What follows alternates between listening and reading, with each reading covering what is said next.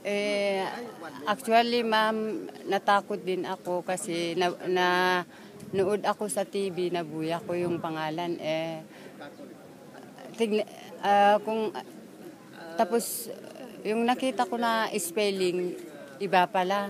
CUDIAA yung kodya, tapos yung pangalan namin CUDIAM. Paano po i-pronounce? Kodyam. Akala ko yung anak ko.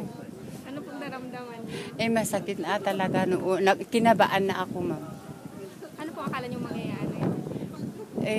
Ay baka naman ano ang nangyari yung aywan ko, ma'am, yung basta kinabaan na ako na ano kayang ginawa yung anak ko. Paano niyo po nalaman na hindi pala anak niyo? Tapos yung may second time ko na nanood sa TV, nabuya ko na iba pala yung spelling.